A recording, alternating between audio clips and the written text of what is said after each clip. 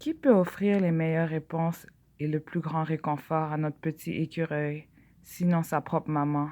C'est dans l'amour et l'entraide qu'on trouve les plus grandes forces pour faire face aux difficultés. Il se peut qu'ils pleurent ensemble, mais il ne faut pas craindre les larmes. Ce sont des petits diamants produits par le cœur en peine, une richesse de l'amour. Une fois les larmes versées, la peine diminue et une énergie nouvelle apparaît. Thélo comprit le message. Il savait maintenant qu'il ne lui appartient pas d'annoncer lui-même la nouvelle à Luron. Au moment où l'oiseau se préparait à s'envoler, Dame Margot rajouta ceci. Ton ami aura grand besoin de ton soutien et de ton amitié. Sois un petit soleil pour lui. Sois un petit soleil pour lui. Au revoir et bon courage, bel oiseau voyageur.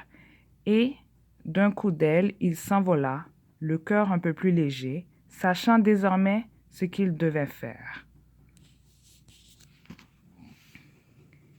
Voici Marjo, la chouette, et le petit oiseau.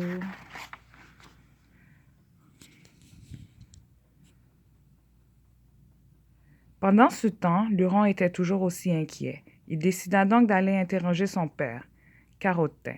Le malheureux papa ne savait pas quoi répondre, car il croyait qu'il était préférable de cacher la vérité à son petit. Il voulait éviter que Luron ait de la peine. Il lui dit donc, « Ça me semble pas grave du tout. Comme toi, j'attends le retour de ta maman. Grisouille, pour éclaircir la situation, va jouer avec tes amis. Tout rentrera bientôt dans l'ordre. » Luron voyait bien que son père était troublé et qu'il évitait de prolonger la conversation. Cela rendit le petit écureuil encore plus triste. Dans sa tête, il se disait, « Les parents ne font pas confiance aux enfants. Ils pensent qu'ils ne perçoivent rien, qu'ils sont sourds et aveugles.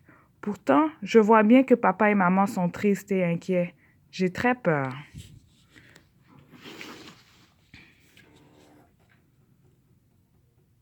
Ne voulant pas insister davantage, par crainte d'embarrasser son papa Luron partit se réfugier dans une petite grotte au flanc de la montagne. En plus d'avoir du chagrin pour sa mère, sa peine grandissait car il se sentait seul, abandonné à lui-même. Il se mit à penser à voix haute. « Et si maman était malade à cause de moi?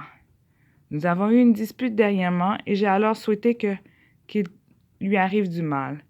Si tout était de ma faute. » Les larmes coulaient sur ses joues arrondies quand, tout à coup, il crut entendre une voix à peine audible murmurer « Pauvre Luron!